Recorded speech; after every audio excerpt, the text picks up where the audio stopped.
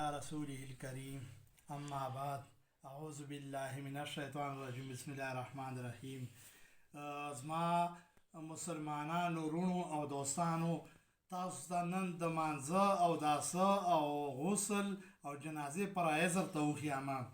په مانځه کې 14 فرض دي او په اوداسه کې 4 فرض دي، په جنازې لمونځ کې 4 فرض دي او په غسل کې 3 فرض دي. انشاءالله چې د ویډیو سره به کمنټو کې پوره تفصیل باندې چې کوم دی فرایضو تعداد او هر څه به وي، تاسو یې کتای شئ. مونځ یو داسې عمل دی چې الله تعالی د معراج په شپه نبي علیه السلام له په تحفه کې ورکړی او الله دا وعده کړې چې څوک 15 وخته په اهتمام سره مونځ کوي نو الله یې خپله ذمهوارۍ به یې جنت ته لګوي. څوک یې اهتمام سره مونځ نه کوي نو الله یې چې ما باندې ذمهواري نشته چې زه یې جهنم ته لګوم او هغه ته جنت ته یې لګوم.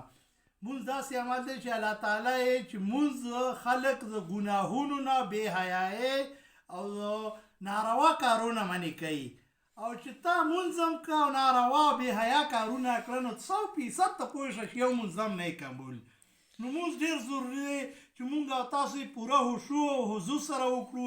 په جامع مسجد له لاړ شو، کنی حجره کې وکړو، که کور کې په جمع باندې وکړو. خو ګورئ دا جمع باندې راغلی قرآن پاک کې الله تعالی یې چې واقیموا الصلاة وآتوا الزکاة وارکعوا مع الراکعین. الله یې چې ما تاسو مونځ قایم کړئ او زکات ورکړئ او رکوع کوونکو خلکو سره رکوع وکړئ. مطلب دا چې په جمع سره مونځ وکړئ. عربو داسې اهتمام دی چې 2 کسان هم یو ورته مخکې شي او بل پسې شي، په جمع سره مونځ کا. نبي علیه السلام د سترګو یخوالی مونځ او شیطان مخ توروي. مونږ او تاسو چې په کورونو کې او په کلو کې او علما کرامو ته هم دا اپیل کړم چې نصیحت خلکو ته وکړه چې دا مونځ ټیک شي. مونځ داسې عبادت دی چې څوک ناروا کارونه کوي که نه نو هغه مونځ نه قبلېږي.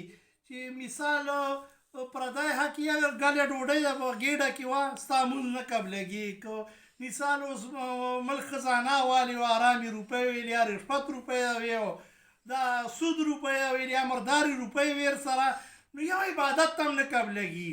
اول چې کوم دی دا ګنده روپۍ ځانه درې کړه هغه نه پس به دا عبادت قبلېږي. نو مونځ چې کوم دی کمنټو کې به مې انشاءالله چې ووینئ تاسو او ټول خلک چې کوم دی دا ویډیو ښه په شوق سره هغه کړئ چې مونځ په اهتمام سره وکړئ، په جمع سره یې وکړئ، په کورو کې اهتمام وکړئ، سکولونو کې علما کرام او د کلو مشران چې په جمع سره مونځ وشي نو زموږ ټولې مسلې به حل شي. موږ ته به دنیا هم ښایسته